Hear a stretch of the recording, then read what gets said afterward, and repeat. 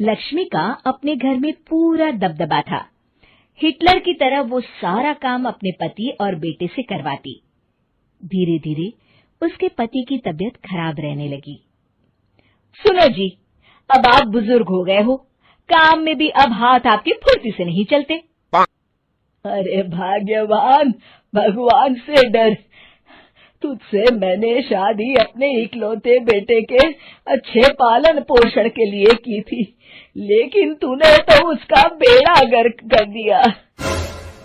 मैंने क्या किया? पढ़ाया लिखाया, अब नौकरी नहीं लग रही तो मैं कैसे जिम्मेदार हो गई? अब घर में बैठकर रोटी तोड़ रहा था तो मैंने कहा काम ही कर ले। एक तो भला करो और ऊपर से बातें सुनो। तभी सारंग वहां आ जाता है। बहुत भूख लगी है माँ, कुछ खाने को दे दो। अब तुम्हारे पापा का हाथ तो चल नहीं रहा है। मैं ही जा रही हूँ आज किचन में, बनाती हूँ कुछ। हे भगवान, कैसे होगा इतना काम मुझसे? लक्ष्मी किचन में काम कर रही होती है कि तभी अचानक उसे आइडिया आता है। अरे मैं भी ना, अरे यहाँ तो फ्री की नौकरानी ला सकती हूँ मैं, फिर मैं क्यों खाना बना रही हूँ? उस दिन लक्ष्मी सारंग की पसंद का खाना बनाती है और बैठकर उसे बड़े ही प्यार से खिलाती है। खा ले बेटा, खा ले, पेट भर के खा ले। अरे रुक, मैं तेरे लिए ना गर्मा गर्म रोटियां लाती हूँ। सारंग और उसके पिता एक दूसरे की ओर बड़े ही हैरानी से देखते हैं। बेटा सारंग, जरूर दाल में कुछ काला है, वरना ये औरत तो हमें बासी खाना भी सुकून से ना खाने दे। सुनील की बात लक्ष्मी सुन लेती है और जोर जोर से चिल्लाने लगती है।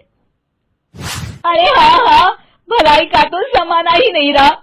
एक तो आग में खुद को जलाकर तुम लोगों के लिए खाना बना रही हूँ और ऊपर से तुम्हें दाल काली लग रही है। अरे माँ, पिताजी का ये मतलब नहीं था, तुम बुरा मत मानो। अरे हाँ बेटा, तू कहता है तो मान लेती हूँ। लक्ष्मी सारंग के पास बड़े ही प्यार से बैठ जाती है और फिर कहती है, बेटा मैंने ना तेरी शादी करने की सोच ली है। अब तेरे पिताजी के हाथ भी नहीं चलते तो सोच रही हूँ तेरे लिए बीवी ले आऊं। अब पता नहीं ना मैं भी कब मर जाऊं।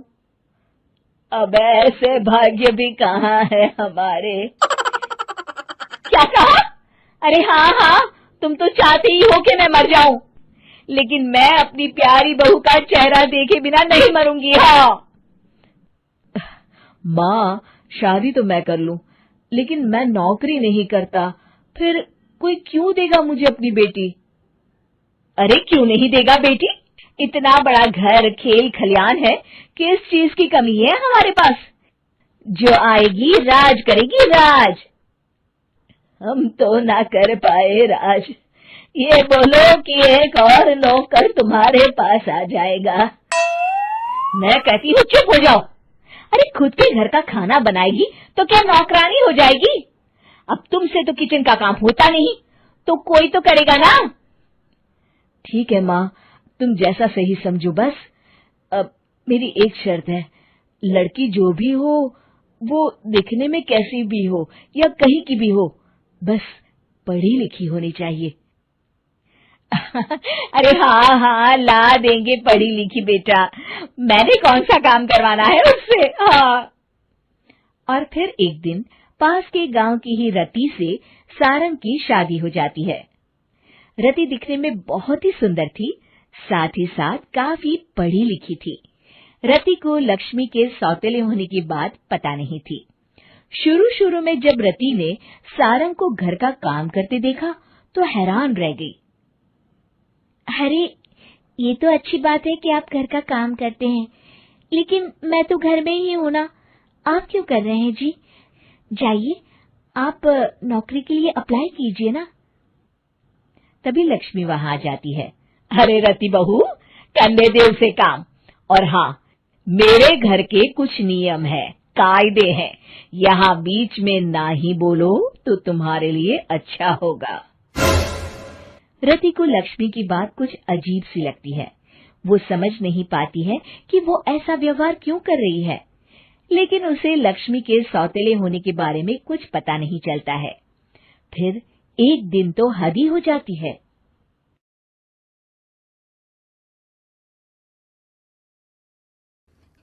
इस कहानी के पहले भाग में आपने देखा कि कैसे रति की शादी एक ऐसे घर में हो जाती है जहां उसकी सास सौतेली होती है और वो पूरे घर वालों को अपने इशारों पर नचाती है।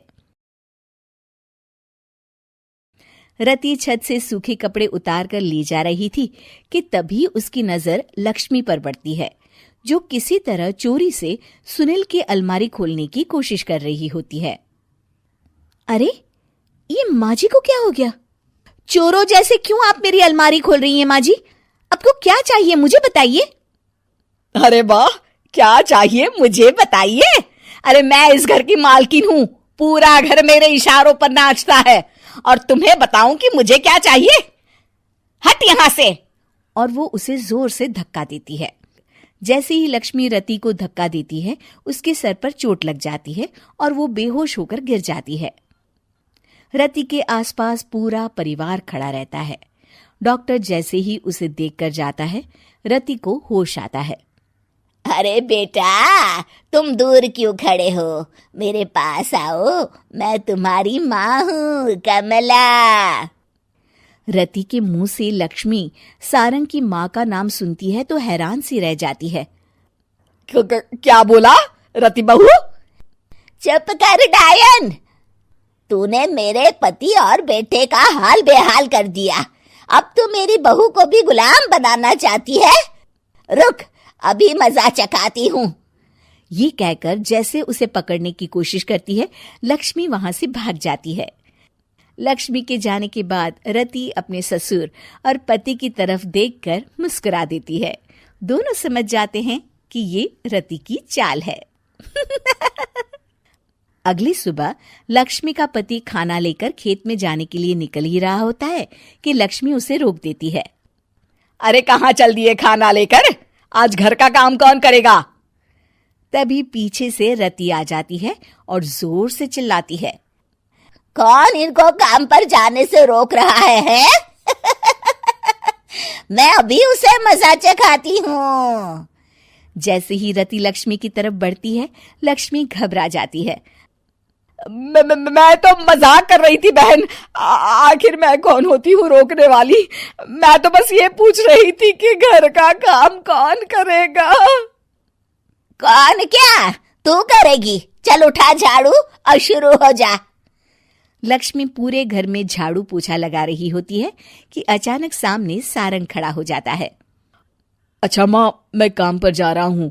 रति के मामा की फैक्ट्री है, मैं वहां आज से मैनेजर के तौर पर काम करूंगा। सैलरी भी अच्छी है। अरे सारंग, तुझे क्या जरूरत पड़ गई काम करने की? और बेटा, तू बाहर काम करेगा तो इस बड़े से घर को मैं कैसे संभालूंगी? अभी तो पूरा काम बाकी पड़ा है। तभी वहां रति आ जाती है। अरे बेटा सारंग, जा, नौकरी पे जा रहा है ना, जा। और हाँ, आते वक्त घर के लिए सब्जियां ले आना। ये लक्ष्मी बैठी बैठी मोटी हो रही है, जरा काम भी तो कर ले।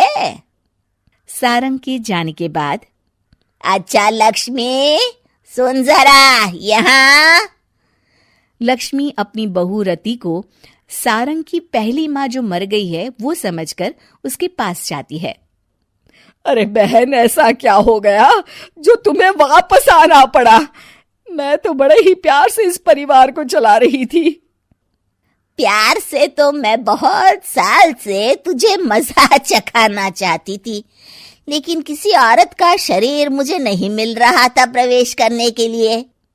अब से ना मैं बहू के शरीर में रहूंगी। और हाँ, तूने कोई भी चालाकी दिखाई या मेरे घर के लोगों को परेशान करने की कोशिश की तो तेरा गला दबा दूंगी। लक्ष्मी रति के मुंह से ये सुनकर डर जाती है और शाम को अपने बेटे और पति के सामने जाकर कहती है, तुम दोनों मुझे माफ कर दो। मैं अब तुम दोनों को कभी परेशान नहीं करूंगी। और बहू, तुम मेरी बेटी की तरह हो, बस अब बेटी की तरह ही बनकर रहना। लक्ष्मी उन लोगों को इतना कहकर वहां से चली जाती है और उसके जाने के बाद तीनों एक दूसरे की तरफ देखकर हंस देते हैं।